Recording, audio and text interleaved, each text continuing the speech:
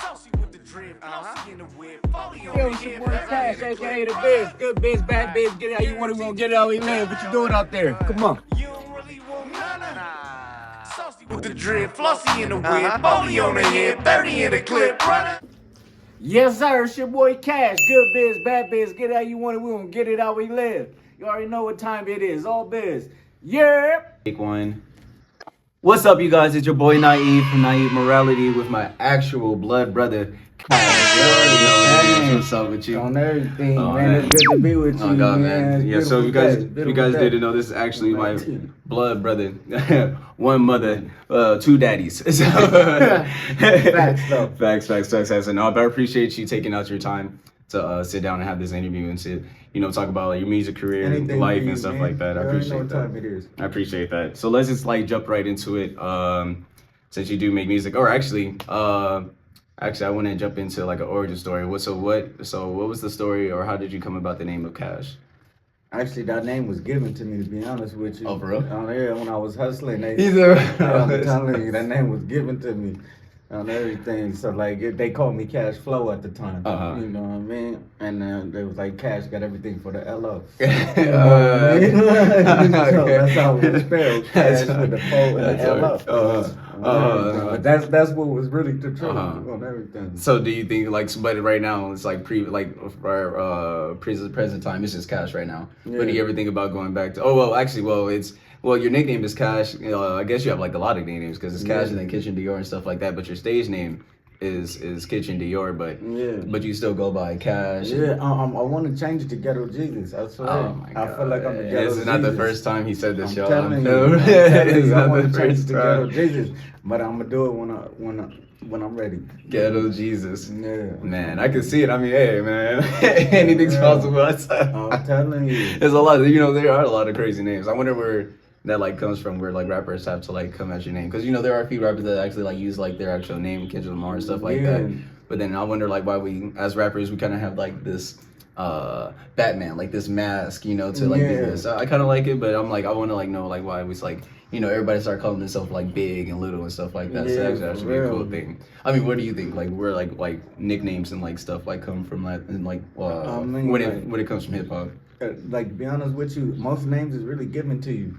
You know what I mean? Like, but other than that, like, if you make up your own name, they don't even take it serious. Like, really, they don't. Like, you can't. Wayne come is up. my nigga, but he's still like with Tunchi. He made that up himself. Like, nobody take that serious. Oh man. So you have to it has to be like an honor to like give you that. I mean, okay. So, but what if I'm tall and skinny, like Skinny Bone Jones? What if I just wanted that? What if I wanted to call myself that? Like nobody would. They'd be like, no, you can't call yourself that, or like. They probably let you, depending on what you're doing. Depending on what you're doing in life. I don't know. It depends on what you're doing. That is comedy. That is comedy. I'm telling you, bro. And one homie came to the hood, and he was trying to get put on. He didn't know what he wanted to be called, and he was fat, and so they named that nigga Hippo B. Hippo what? Hippo B. That is crazy. I can't even make it up. You talking about the hippopotamus game? The hungry hippo? That is crazy. I would change my name on God. I would. Yeah. Whoever I gotta fight, I gotta change my name. Look, the other homie, his name was Froggy B. He came to the hood talking about, I want to change my name to something. I ain't gonna say it on camera, but you know what I mean, because it's disrespectful. But yeah, they was like, bro, you ain't never did one of those. They named me Froggy B. I was dying laughing. I was dying. Froggy B. I wondered, like, man, he looks like a frog though. That's why. I'm telling you, the homies is burnt out. That is crazy. That is crazy. All right, so then, you say were your experiences growing up in Palmdale and Pasadena? Pasadena, all my homies was from PDL. My cousins was from Pasadena block, so you know what I mean.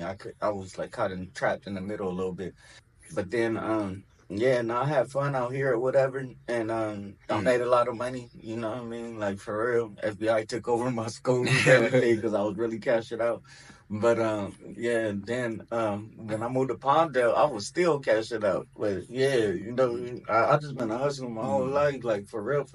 Yeah. I'm telling you, got my first record deal at 17. Then I got the house at 17 and 5 bedrooms. Like, come on. Yeah, I do remember that. Yeah. So then what do you would you say like it was like a positive experience or negative experience, or like what would you say like the It was a learning kind of like experience. the adolescence? It was a learning experience. Like, to be honest with you, it wasn't positive for sure, and it wasn't negative either. I guess because I learned a lot, but at the same time, I mean, I didn't. It wasn't what I wanted, but I mean, you gotta survive out here. You feel me? Like, for real. So I did what I had to do. And do you think that was like kind of like the segue of like kind of like going into like the gangster life and stuff like that? Hell yeah. Yeah. And then on top of that, then I'm catching 5 attempted murders. I was like, bro, I just turned 18. Right. Like, bro, like, everything. And then I try to change my life after that, and then they catch another case. And they try to give me 2 strikes in 44 years. Like, are you serious, bro? What's wrong with y'all? Yeah, we don't we don't have to dive like too much in the case and stuff like that, but it's like being in like that type of like environment and go through that stuff, has it like, you know, I mean, like, because like somewhere in that, like, you found like a passion for music, you know, so like we're kind of like that. Actually, the reason because I was writing poetry, right? I used to be in the poetry from what age? And I was like, and I wrote something, and then do a freeway at her school, or whatever. And then so like I wrote something about her, and she came and read it, and she was like, "Oh, you better not ever write nothing again." I was like, "Oh yeah." She probably meant like don't write nothing like mean or like disrespectful. Well, disrespectful. I started it off like. Do you remember the rap or? I remember the beginning of it. Because I go, here go my line again. Oh.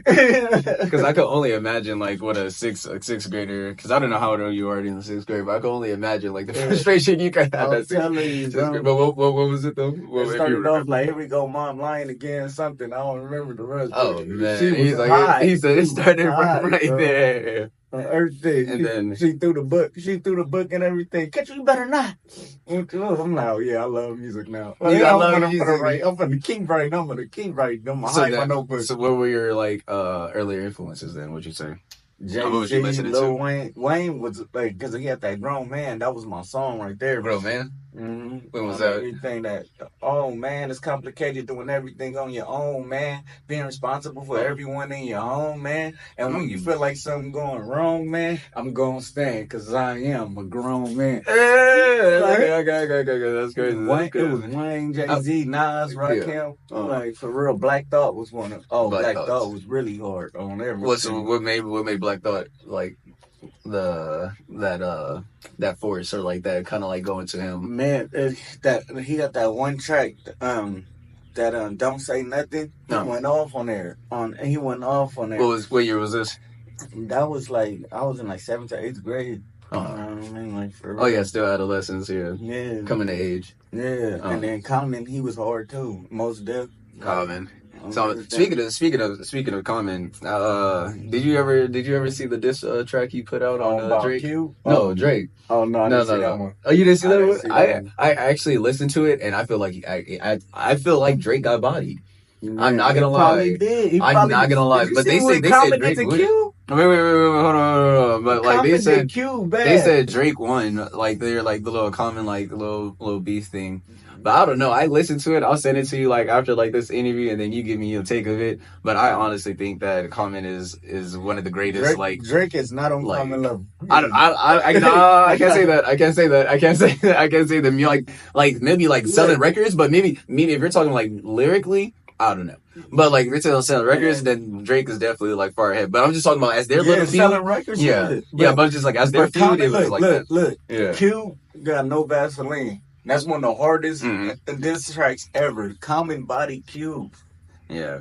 That's hard to do. I don't know if you body Cube. You didn't watch it? I mean, so you didn't watch the Common and Drake, and I didn't watch the Common and Cube. So you know what? So I can't speak on it. So we're both So I'm gonna say you that, you say me that.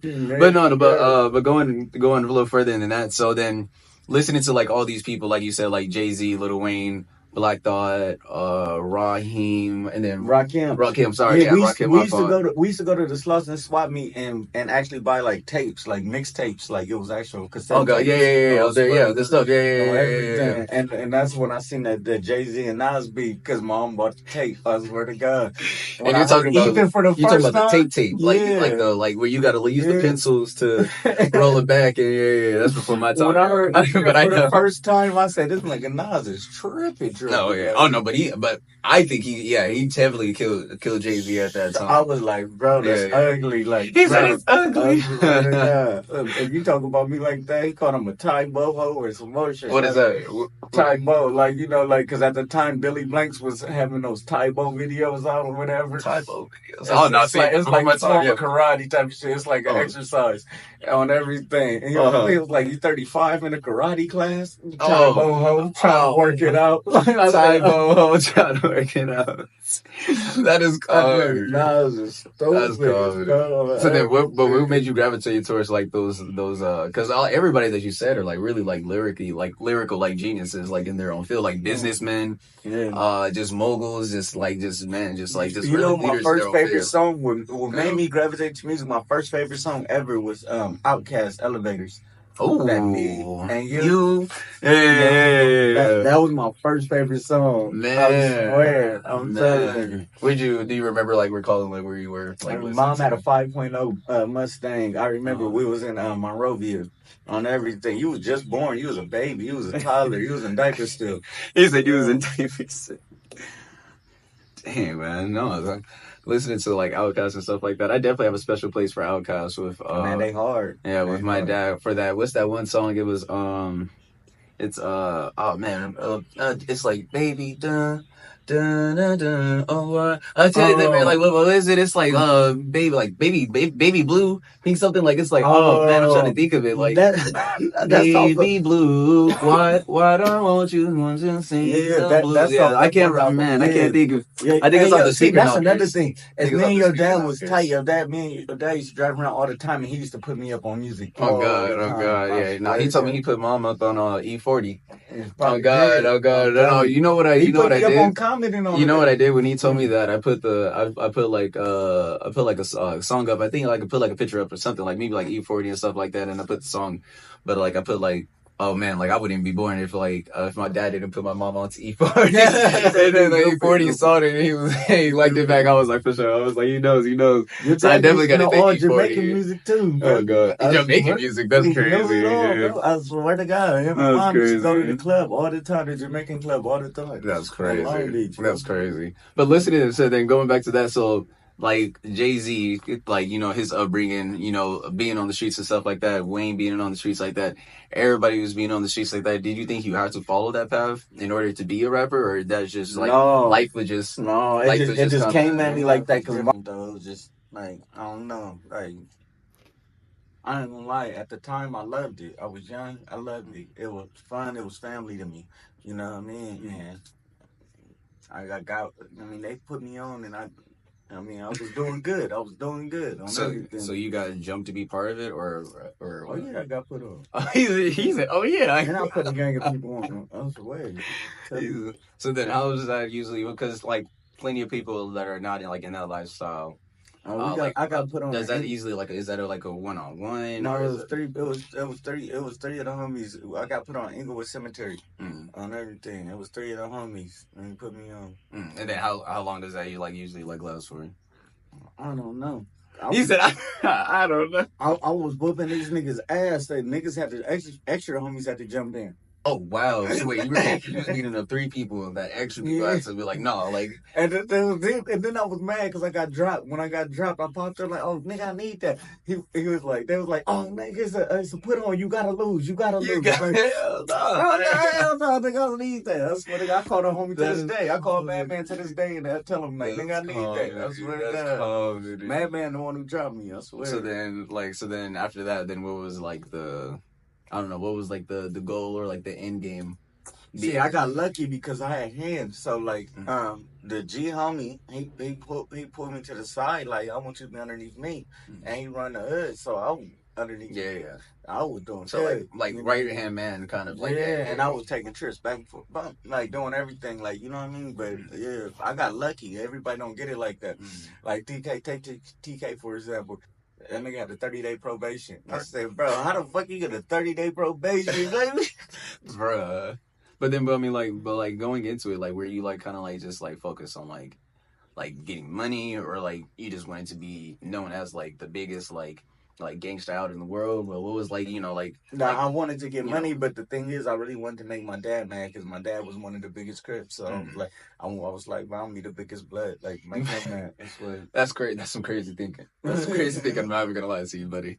No, that's like that is crazy. That's crazy. But I mean, yeah, to each their own. I mean, like to each their like story and stuff like that. You know what he told me too when I told him when I started gangbanging? He said, "All you did was fuck your life up." And I said, "Oh, you right." I mean, he's not wrong, buddy. He's not wrong. He's not wrong. But to each their own. You know, like. But you I have to love live my your life though. the way Those are my homies, like for real. Mm-hmm. Like they family to me, like for real. I'm telling you, they, you know, man, I can call them, ask them something, they do it, and same likewise, bro. So, what was the turning point in gang life where you decided to kind of like leave that behind? The day Mom came to visit me in jail, and she had those shades on, and she was crying and stuff, and I seen how much pain she was in. I was like, I can't do this to my mom. What were you facing, or what was the? Why were you? 5 life sentences was the deal, and then the death penalty was the max. But yeah. So what was this? What was the situation involved in that? Like, why were you? That was 5 attempted murders. Yeah, but yeah, hey. I don't really want to talk too much about it. Yeah. I got. But see your mom like pull up, it kind of made you like want to like leave that style and stuff like that. I couldn't see her hurt like that. I was in jail. I wasn't even like sad or nothing like that. How old were you? I was 18. Yeah. And then I seen her like that, and I was like, dang. And then so I got out. When I got out, I tried to change my life. I went to go work in the oil fields. And then after that, I moved back down here to Pasadena. When I moved back down to Pasadena, I ended up catching another case. 2 strikes, 44 years. Like, fuck. And after that case, that's when I really like slowed everything down. For real. Because I was like, I can't keep getting away with shit. It's gonna keep happening. I mean, what do you think, like, because, you know, life today, you know, I mean, well, it's been like gangster life has been glorified since like, you know, I would say like 80s, 90s, but more so like in the 90s, 2000s. I mean, can you tell like the people, I mean, like, is it glory? Is it glorified? Is it like what you see in music videos? Thing in the world, bro. We need to come together. We need to unite.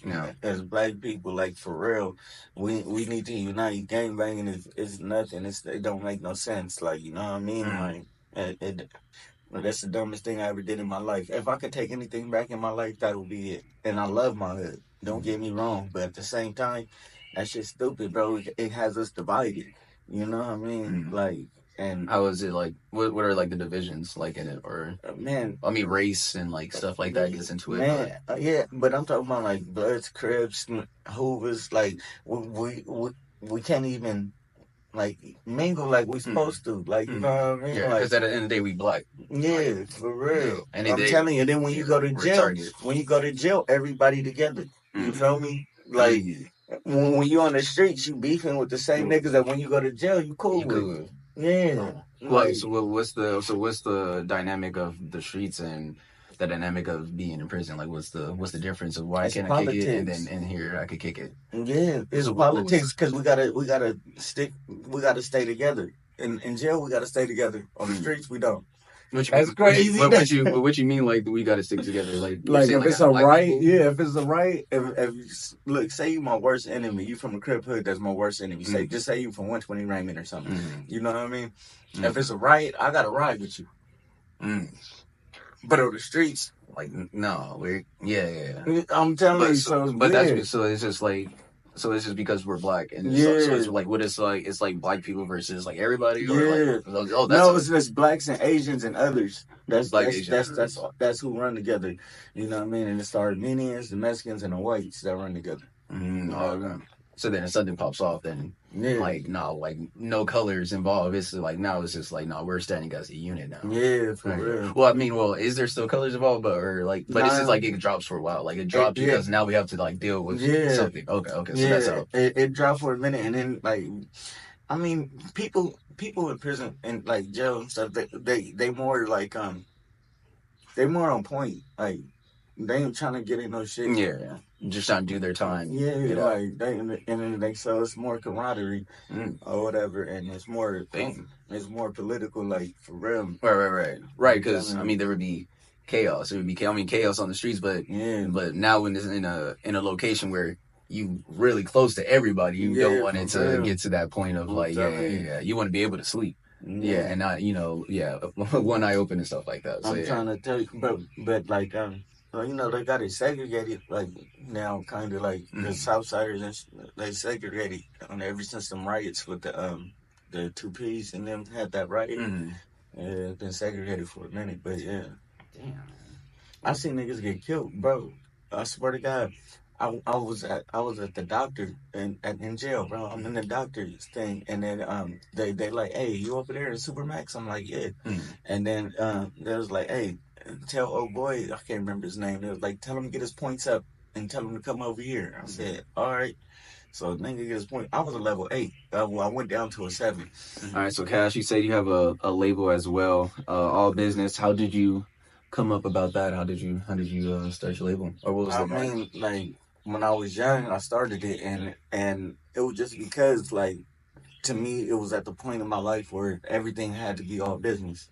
Like, everything was about money and stuff. Really, to be honest with you, I really started it because I was thinking about you. You was little, and I was like, man, I got to take care of my little brother. I got to do something. That's what I was thinking in my head. I tried my best, but, you know what I mean? Whatever. But, yeah, so that's when I started it. And then me and Carnell started it together. And then he ended up switching over. He got his own label called Off the Freeway. It's dope. Well, it was like, so when you first started like your record label, I mean, it's still like a continuous theme. What are you like? You have like a couple artists like on there too as well. Like, I got Natalie, TK, Dion, Madman, Chucky B, Tipsy. I got a couple artists. Yeah. And they're all from like what, Pasadena, Palmdale area, like LA.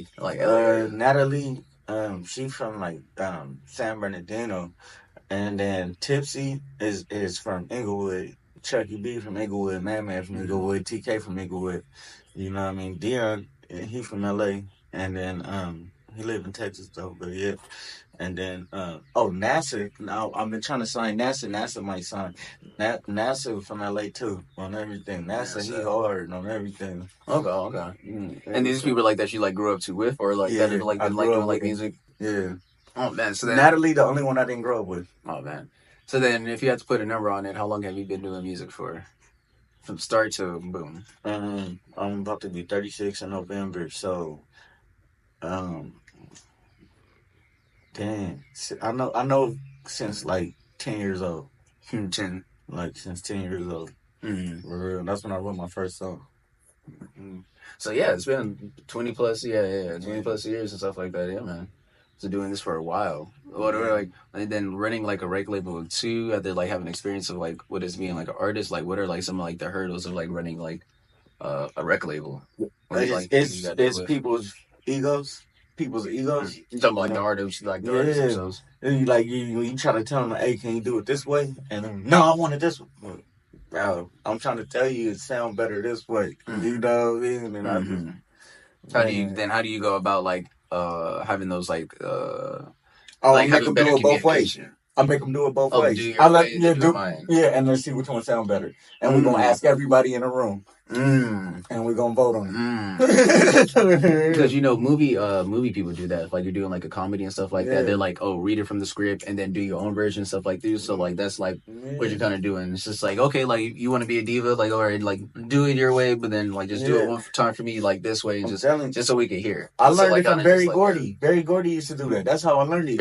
I studied music, so like when I found out from Barry Gordy used to do that, have a room full of people and they vote on it. Which for real. So that's what I do the same thing. So you think that's like the best way to like communicate with like artists? Well, as an executive CEO of like great labels to like come out, like, hey man, we need to. All right, he said instead of arguing. Every day I used to argue. I was like, fuck that. I don't got time. We gotta make money. I'm telling you. So then, what are like other practices that's like you like do to like kind of like, or like other hurdles that like you have? You know what pisses me off? To be honest with you, is like when you go to different studios. like certain studios, like when they engineer your music, they engineer it the way they hear it or whatever. And then like, okay, say take for instance, I got a song called Rockstar, right? And no, the song is called Bad. It's some bad, whatever. But like yeah. So I recorded it. I loved it when I recorded it, and then I paid him extra money to master it. Right? He sent me the master. He turned it into a rock and roll song. Oh man.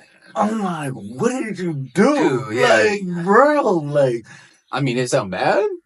I mean, it just sound bad, but I don't like it like that. He was like, it's just not Run DMC and I had it totally different. But you know, so dealing with artists, dealing with like sound engineers. Yeah, for real. No. On everything like Cornell, like he always wants you to do everything his way when you at his studio. And I get him though, because he like, yeah, you don't have to be that loud because I know how to adjust the sound or whatever. But when I first talking about like the mic and stuff, like but when I first recorded it, be sounding so low, I'd be like, all right, I'm just gonna rap it louder, and he'd be getting mad. But he do know how to adjust it, so I gotta just work with him. Yeah. Because music is a collaboration of both parties. Like it may be your song, but it's like now he's taking like what he's hearing and like adding on to it, and you know, adding on to the vision too. And he's really good. He got a good ear. That's why I had to just say, you know what, fuck it, I'm gonna listen to you. He said, you know, for this one time, I'm gonna have to do it. I'm telling you, his ear is amazing. I swear to God. Man. He be hearing shit I don't even hear. Like he be like, oh yeah, I can hear that in the background. I don't even hear that shit. So then when you're like looking for artists and stuff like that, what are you like looking for, you know, to, you know, even bring them up, like bring them on? Really just heart. But I really don't look for artists. Like if I like be around somebody and I see somebody serious, then I'll ask them, like, you know what I mean? Like, what's good? Yeah, like T1. Oh, T1, he from Jungles. Yeah, he like 19 right now, like 19, 20. And he got heart. He got heart and he got bars too. Right. For real. I'm telling you. For real, but he more of a gangster rapper. He not like no lyricist like that to me. Because then it's like, so then what would you say like all businesses, like if you had to like compare it to like another label, like what would like your sound be? Like would it be like gangster rap, West Coast? Nah, hell no. It'll be like a mixture of everything. It'll be more like Def Jam or like something. Def Jam, something like that. Yeah, because tap into everything. Yeah, Natalie, and she a white girl. She rap. She hard as fuck. She T1. Cypress, he a singer. He R&B singer. Oh, okay. So your R&B, hip hop, stuff like that. Yeah. For him. No, yeah. And then what would you say? What would you say this like would be the most uplifting experiences of owning a record label? Man, it was the day that I was able to sit all my niggas down at the round table and be able to pay for everybody food, expensive shit. You know what I mean? And I just eat with everybody. Yeah. He's like, this is what I wanted. Yeah. Was that like, so like that was like kind of like, was that like your end goal of like, you know, doing music? Like I wanted like, hell no. I tried to buy a house for the record label and everything. I almost bought it, but then little complications along the road, for real. But nah, I was getting an all business house and everything. I'm not even close to the end goal on everything. He said, I'm not even close to. So then, what would be the end goal? The end goal for me? Yeah. Well, no, like, for the record label. I mean, well, yeah, for you and for. Well, the reason I rap is because I want to end gangbanging. You know how people rap and they do a new dance and everybody doing a new dance. I figure if I put out enough positivity about uniting black people, maybe they might do that. Well, I mean, maybe that too, but not even like uniting just only black people. But if you could get everybody involved, that would be a huge. Music can bring people together, and that's what I want to do. Yeah, man. No, that's an honorable thing, man. I can't even deny. Yeah, I can't even brush you on that. That's really dope. Yeah, man. Saying gangbanging. Bring everybody together, unity. Man, like, who doesn't like that? Like, who doesn't like that? Man. And what impact do you hope to have with your music and your record label as well? Man, like I said, if I can, what I'm trying to do is end gangbanging, because I think it's stupid to me personally, even though I'm a gang member. But yeah, other than that, though, it's really just to educate people, like, still, you know what I mean? Because, like, when I speak, my songs is real, like, you know what I mean? Like, if you actually listen to my music, it's real, like, for real. I'm educating people, teach you how to maneuver through the streets and everything, and what not to do, and don't make no mistakes. Right. Very, like, conscious rap. Yeah. Like, yeah. Well, conscious with a little bit of gangster. Yeah, well, or maybe like a little bit 50-50, not a little bit of gangster, but like 50-50, like kind of find a balance of that. Yeah. Man, really, the only way to really overcome them challenges is just to be focused, like, and just know what you want and go get it, like, you know what I mean? Like, because it's always gonna be like stuff that make you want to like quit and everything, you know what I mean? But it's like you just gotta say toughen it up, you know. Everybody want to be famous, but nobody want to put the work in. What I was told, somebody told me is like grab your balls and put them over your shoulder and keep walking. What the hell? What type of saying is that? Who saying that to somebody? Yeah, I swear to God. I'm not even gonna repeat that. Rest in peace. He told me that. Rest in peace. Is that his name, or is you saying rest in peace? No, he passed away. He passed away last year. Oh man, yeah. No, rest in peace. But that is some crazy things to say, like, yeah, man. But at least, hey, last bit, it stuck with you. Yeah. It stuck with you. That's comedy. That's comedy, man. Man. And then, future things. Man, is there gonna be like any like future projects that we're gonna be expecting from you? Man, y'all can come up. Oh yeah, I'm about to start putting out a freestyle every Friday, and then I'm performing at two clubs in Lancaster, Big Shots, and I can't remember another one name, but yeah, y'all come pull up. When is that? When's the dates? When's the date time? I perform on every Friday. Well, I'm about to start again. I haven't performed in like since I broke my leg. But, oh man, yeah. But I perform on Fridays at Big Shots in Lancaster, you know, like it's best to come around like 9 or 10, like for real. He says it's best to come around 9 to 10. He was like, if you don't want to see the bums, you want to see the closer. He's like, come 9 10. Yeah, I'm just telling you because the prices is cheaper at 9 or 10. No. I'm already trying to help you out. He's like, no, I'm trying to help them out. After 10 o'clock, it goes up. Oh, okay. He's saying this is you have a show in Lancaster and stuff. Okay. And then like, what about like new music? Stopper too. Oh, nice. What about new music? Anything that we could expect? To be honest with you, I got probably like I got a whole mixtape that I want to drop. Like I swear, but one of my favorite songs that I want to release is "Talking to Myself." That's the name of the song. It's "Talking to Myself." What's that song about? Oh man, it's like it's basically me just being me, like, you know what I mean, like being free on the track, like for real, like you know what I mean, like. But I mean, like I'm really talking to myself. It's really me talking to myself. I'm telling you, I'm having fun talking to myself. You know, somebody told me it's okay for you to talk to yourself as long as you don't reply. Yeah, like, as long as you don't respond or something. Yeah, that's what I be saying all the time. Oh God! As soon as you talk to yourself, as soon as you answer yourself, oh yeah, you crazy. Yeah, you're crazy. You're crazy. All right, pause on that. Now looking back at man, your rap career, recording labels, stuff like that, your experiences with gang life, growing up and stuff like that. When you look back, you know, and like, how does that shape you into the man that you are today? Man, the only thing I could think of is I gave everything my all. I have nothing, like, I never slacked on nothing. It don't matter what it was, I did it to the max, like, for real. I'm telling you.